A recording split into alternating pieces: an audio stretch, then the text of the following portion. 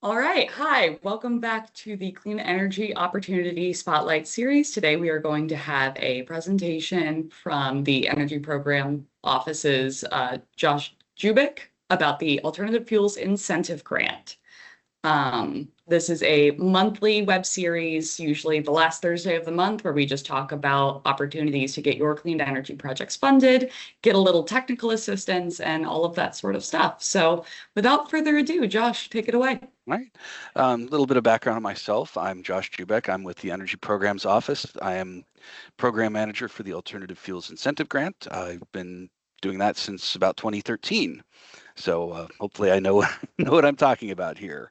But today we're just going to go over a little bit over what AFIG is, what it does, and what's in store for the next round of the project or the program. So what is AFIG? AFIG is currently authorized by the Alternative Fuels Incentive Act 178 of 2004, but the program itself was created in 1992. The primary goals are to improve Pennsylvania's air quality and protect the environment through use of alternative fuels that'll advance economic development in the Commonwealth and reduce dependence on petroleum products, both foreign and domestic. AFIG is technically fuel neutral as long as it falls in the definition of alternative fuels under the Act. We support it. Those supported fuels include electricity, various types of natural gas, propane, hydrogen, and biofuels, among others. The program is funded out of a transfer from the utilities gross receipt tax. We receive about $5 million from that fund every year to do all of the programs in AFIG. So for AFIG 2025, like I said, we have about $5 million available to help incentivize fleet transitions to alternative fuels. The eligible project types include the incremental cost to purchase fleet vehicles and the cost to purchase and install fleet refueling infrastructure. We do have an additional portion of AFIG that is it's a little bit more geared towards research and development. That's our innovative technology. Most of you are going to be interested specifically in our vehicle purchase and our refueling infrastructure projects. The program is available to units of government, school districts, nonprofits, and businesses registered in Pennsylvania. And AFIG 2025 will be opening soon. We're doing things a little bit differently this year. We usually have 2 application acceptance periods. This year, we're only going to have one ending in October, and that's sort of we're doing this as sort of a reset to the program. Going forward, we are going to have 2 application acceptance periods, but we're going to be opening the program up in early January of 2026, and then we'll have application acceptance periods in May and then again in October. So for AFIG vehicle purchase projects, what AFIG will fund is the incremental cost to purchase new alternative fuel vehicles. That's the difference between the base price of a conventional model vehicle and its alternative fuel model. We do not fund the total cost of the vehicle. We do not have any gross vehicle weight registration limits on any vehicles. We do offer maximum award amounts per vehicle class. That's all detailed in the program guidelines. And unlike the Driving PA Forward programs that also do some vehicle replacement, we have no scrappage requirement. So we don't require you to get rid of vehicles as you are getting new vehicles. If you're just expanding your fleet, that's absolutely fine under AFIG. So some of the new things that we're doing in 2025, class 1 and 2 vehicles are going to be eligible for a maximum award of $3,000. And we're doing that sort of to bring it in alongside what we do with our rebate for Pennsylvania consumers, where the maximum or where the award amount is for the rebate is $3,000.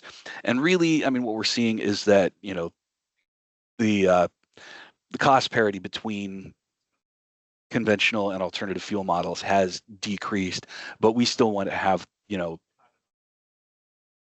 that funding available to help incentivize these transitions of the fleet. And one thing we are doing a little differently is for vehicles that are operating primarily in environmental justice areas, they will be eligible for an additional $1,000 on top of that $3,000. So if your project is located in an EJ area, you can request up to $4,000 per vehicles. The other thing we're doing a little differently this year, class 1 and 2 vehicle projects must have a minimum of 5 vehicles.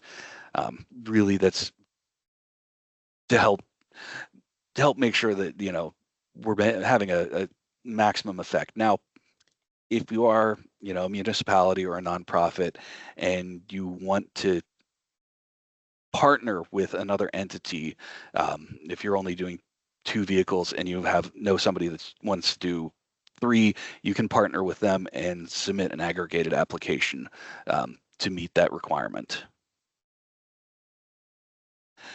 For AFIG refueling infrastructure projects, we fund the cost to purchase and install fleet refueling equipment, and a fleet under AFIG must meet one of the following definitions.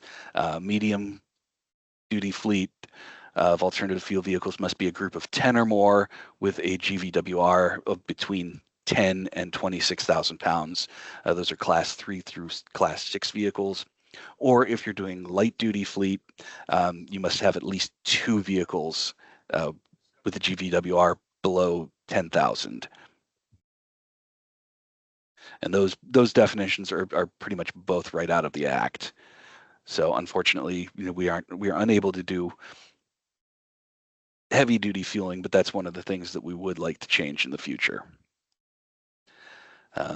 New requirements for refueling projects in 2025.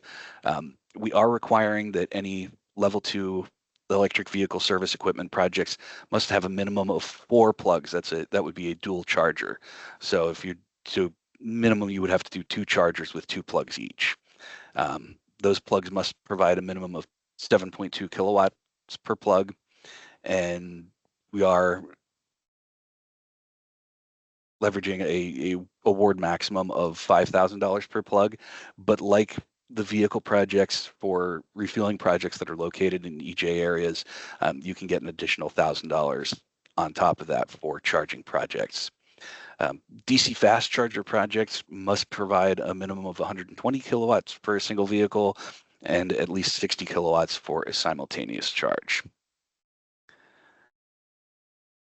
And then here's my contact information. If you have any questions about AFIG, please feel free to give me a call or send me an email. I'm more than happy to help you get started on your road to transitioning your fleets and your refueling over to alternative fuels. Awesome. Thank you so much, Josh. This was a great presentation. I have a couple of questions for you. Some of these might sound familiar, but bear with us. We had a question about how DEP coordinates with PennDOT on this effort, if at all. We do coordinate with PennDOT. We have a monthly coordination call with them. We're constantly in contact with our colleagues over there, especially with the section that's doing the National Electric Vehicle Infrastructure Program to build out the charging infrastructure in Pennsylvania. Yeah, we have a very good relationship with them, and I think that's helped us really coordinate our efforts. Cool. So, Josh, I had a question for you, because this has come up a couple times.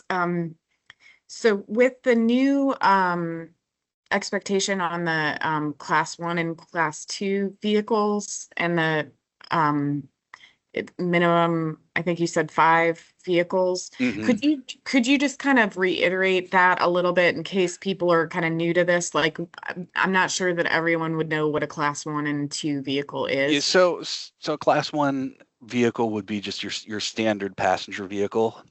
Mm-hmm. And then class 2 would be your light duty pickup trucks.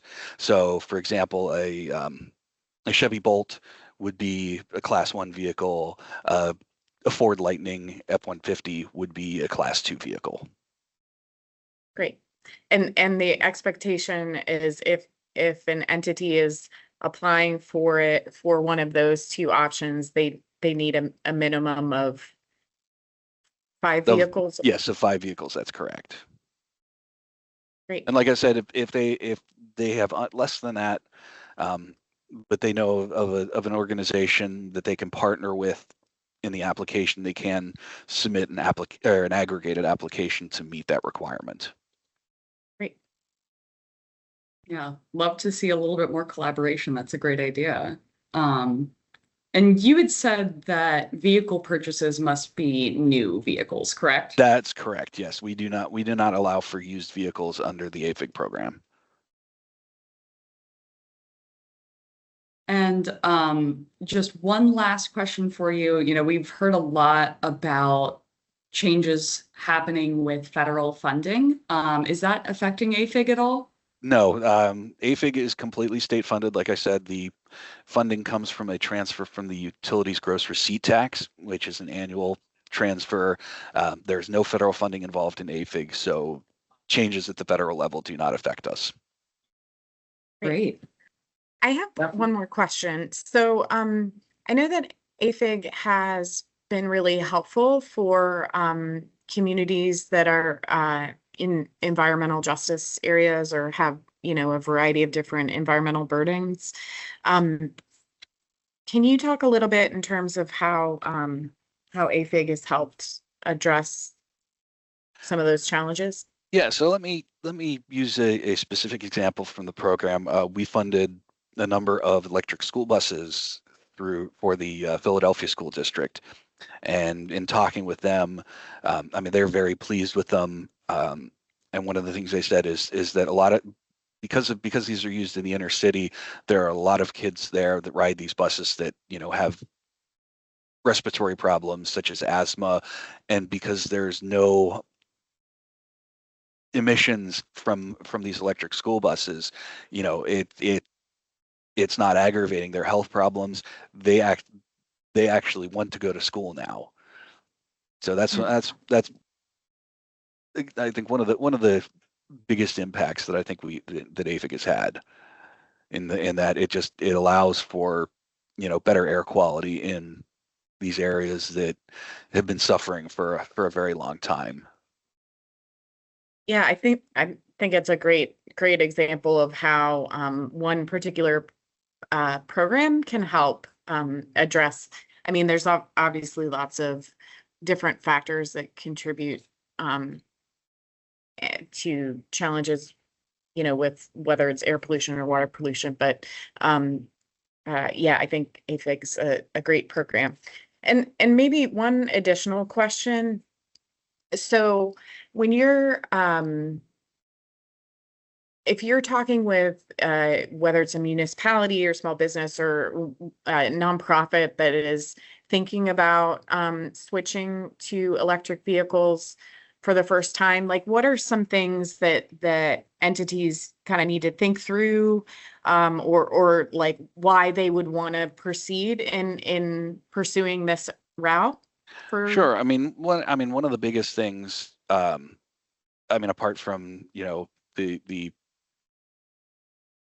reduction in the dependence on fossil fuels and the air quality benefits, one of the biggest things that benefits municipalities and small businesses is that EVs have a much lower annual service cost than conventional vehicles do. So if they're not, you know, having to give them oil changes, not having to service internal combustion engine parts, they have the potential to save a significant amount of money in that respect. Great. So in a sense, certainly there are environmental benefits, but it also makes economic sense. Correct. Is what you're saying. Correct. And then I think the other factor that they need to consider would be what their current ability to fuel these vehicles, to recharge these vehicles is, and what their future potential for expanding that capacity.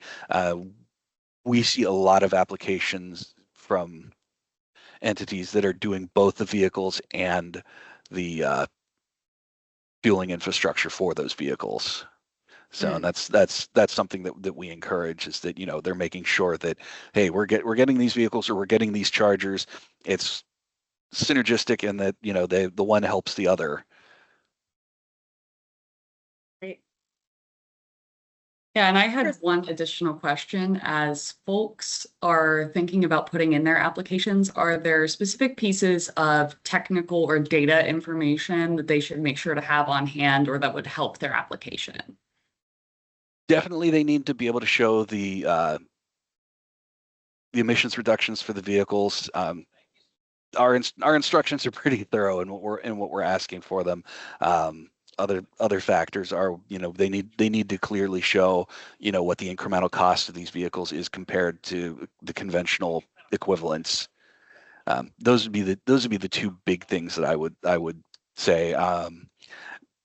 They also need to show, you know, their financial commitment to paying for the rest of the balance of the vehicles, making sure that they do or will have the fueling infrastructure in place by the time that these vehicles are in operation, and vice versa, that they will have these, if they are doing refueling projects, that they will have the fleets that this infrastructure will support by the time that those projects are complete.